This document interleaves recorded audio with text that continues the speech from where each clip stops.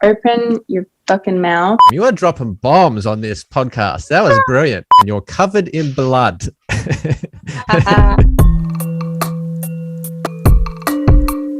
Hello and welcome to the Home Recorded Music Podcast. Thank you for watching, listening, and subscribing. Today's episode, I am speaking with the very talented singer, songwriter, and producer, M, also known as R.em.edy. Hello, R.em.edy. Hello, thank you for having me. It's a pleasure. What has it been, like 3-4 years? 3-4 years since I first met you on the streets of Melbourne doing some busking. Was doing some vlogging at the time and incorporated you into the vlog. Been following your journey ever since. How did you get into music to begin with? I started writing when I was 7. It was just something that came super naturally to me, as I'm a very emotionally open person. I'm just very much an open book. I was obsessed with Hannah Montana and I just wanted to be a pop star. Hannah Montana turned out to be Miley Cyrus, is that right? Yeah. Right. And are you still a fan of Miley Cyrus? I love her so much. Because I honestly feel like Hannah Montana had rock elements, and I grew up with a lot of rock music from my dad. And it's so cool because I love pop music too, but I just love seeing her really take that route now with rock music and kind of her roots in a way. Absolutely. Yeah, I've seen her do some amazing stuff. You also get into hip hop and stuff like that. Is that correct? Yeah, definitely. I subconsciously grew up with a lot of R&B.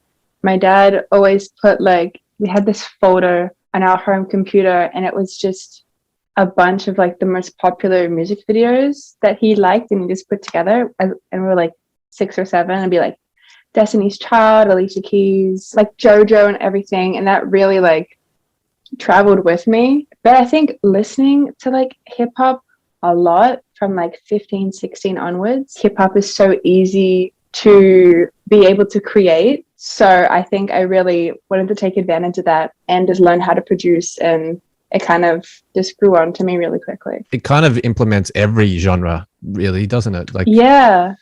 There's a lot and of freedom. I really loved the storytelling, and I wrote poetry when I was late primary school and all middle school. So I love the wordplay kind of thing, and the playfulness and the storytelling. So it was really nice to do that, because in folk music, you have to pick your words, and in hip hop, you can just speed them up. So when I first met you, as I said, you were doing busking. Is that something that you grew up doing, or you continue doing, or? That was my first time ever with the experience. I was very shit, but I knew that.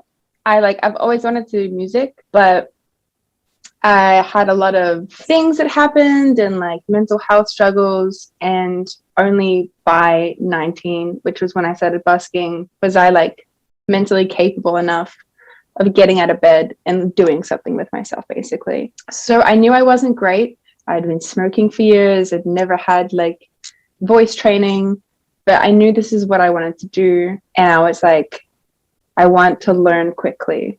So I kind of threw myself in the deep end, busking in the city, because people are going to tell you what they think, whether you want to hear it or not. And I was I need that. And it's something I really want to do again, but I can't perform in the cold because I got a vocal injury and it's this whole thing, and I have to take super good care of my throat. But I really would love to do it again because it's so much fun. You were really good. For anyone listening, you need to check out R.em.edy's music. She has an amazing voice and just a great talent just all round with the music that you're producing as well. Not only do you do the singing, but do you also play any instruments? I've just started learning the piano. Nice. I got it gifted to me by a cousin, and it's so old. It's right. Insane. It's amazing. And it has this really beautiful feel to it. And I've always wanted to learn piano, but I have ADHD. So any lesson, I'm just go away. Let me figure it out on my own. So I've been doing that and creating a vocabulary through writing, and I do the same through guitar and stuff. And I have a bass as well. I just write to it and improv and find my way around things. But I really want to learn the drums at some point, but I need to own my own house or something. because I don't want to put anyone through that. I actually invested in an electric drum kit, so that might be the go. Yeah, they're so expensive though. Well, I picked one up for $200 from Kmart. Oh my God! Yeah, what? it's not the best one, but it's enough. And if you're using any programs like I've got a program called SSD Sampler, and there's another one called Superior Drummer. You can plug the drum kit into your computer, and you have access to any sound, any drum kit in the whole world that you could possibly think of, and it sounds phenomenal. I am looking into this. You were talking about your methods in learning, and I'm very similar. Is that pick up an instrument and just sort of fiddle around with it. I only got a piano last year. It's a keyboard piano because I've wanted one my whole life. I always dreamed of having a piano in my house as a kid, and a lot of my friends had pianos in their houses that maybe, I don't know, if I felt like it was like a rich thing. People could it definitely is. People could afford a piano, so I was like, I just love going and playing my friends' pianos, and I always wanted one. I finally got like a digital piano, but it's got the weighted keys, so it feels like a real piano, and I just sort of tinker with that for 5 minutes a day. Maybe I have ADHD too. I've just never been diagnosed, but I I sort of tinker with it for 5 minutes every now and then, and slowly over the course of a couple of years or whatever, I've built a song or two. I think it's really important for people to understand that about music, is that you don't have to be classically trained. You don't have to have lessons. It's about sitting down and doing what feels good to you and making a sound that you like and that you resonate with. And if someone else doesn't like it, well, then fuck them. It's really about expressing yourself, expressing your heart, and being creative. 100%. Yeah. God, I love music. It's so good. Music is the universal language. It's the one thing that can, across any country, across any language, you can have music and you can come together and dance and do whatever it is that you do when you play music. What methods do you use for home recording? So I record in this little room here, and it's just like my room's in the other room, but my rooms they're like literally like 2 by 2. So there's I can only fit in my bed. So this is just a spare bedroom that I adopted. I have a good mic. I have an Ashton Origin mic, which I love.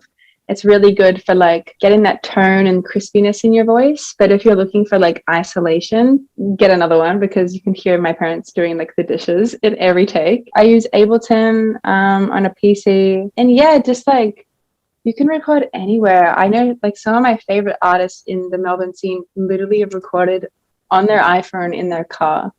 Like you don't need the best equipment. You just need like the inspiration, and your brain will do the rest. I totally agree. I think waiting for the moment to get the best equipment is only going to just delay your ability to be able to get some music out. I put an album out years ago, an EP that was recorded entirely on an iPhone 5. There's an app you can get on an iPhone that allows you to do layers. So you can record your guitars, you can record vocals, and you can do all that kind of stuff. So that's a pretty cool thing. Now, you said that you're using Ableton. I've only just started looking into that. With Ableton, you're like, can you do layers? Like, so can you record? Oh, yeah. You could do anything music related in that fucking program. It is so complex. There's 2 major layouts.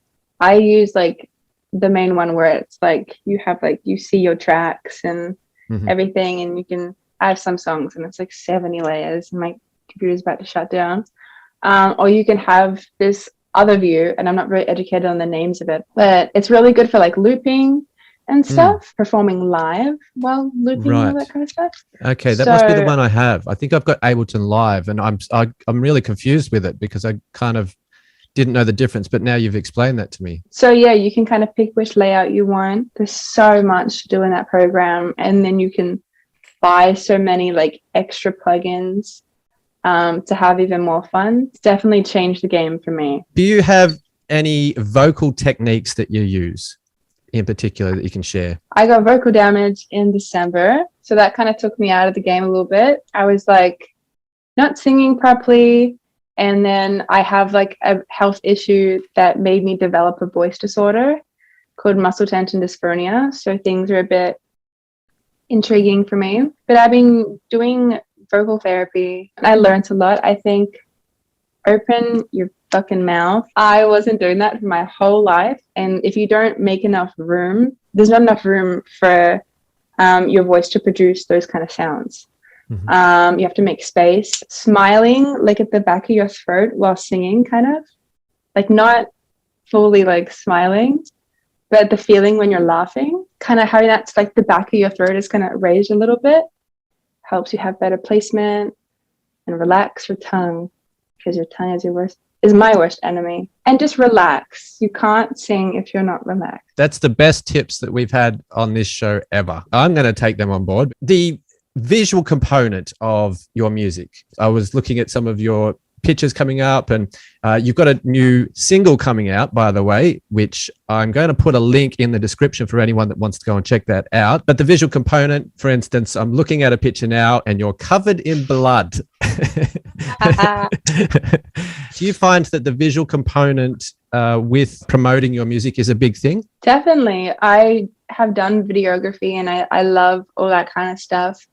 And I always have a vision for my songs, but I don't have the budget. So it's about like trying to do it with some common sense and a reality check. But I mean, the one for Love Drunk, which is my song coming out on the 17th, I think it was like subconsciously inspired by Lady Gaga's paparazzi performance at the VMAs, where she kind of like all covered in blood. But yeah, it's kind of I thought people would ask me like, oh, like, what's the meaning behind like you being covered in blood? But like no one asked me and just like assumed that I'm crazy, which like not wrong. But I'm like, but it's like it's symbolizing like destroying yourself for mentally and physically for love. So kind of like dying inside for trying to fuel your love for somebody else, because I know a lot of my relationships have been like that, kind of like the awakening of my alter ego, because I think it's a very new image for my brand. People are a little confused. I'm all for it. I'm extremely fascinated by macabre, adventurous, kind of gothic, really arty and stuff that brings out something within the human mind that kind of makes you go, whoa, what's going on here? You know, something that you're really capturing people's attention. Comes from a place of passion and a place of heartfelt desires and things that we feel as humans, but we tend to hide a lot of those emotions. But I think through art, we can really express that kind of that feeling to its greatest degree. And I think you do that really well. Well, thank you. Is there something recently that you've learned in music? Typically, like I love recording layers and stuff. And say my T is the microphone, and you'll be like da da da da. Okay, take one. Da da da. Take two. I'll put that on left and right.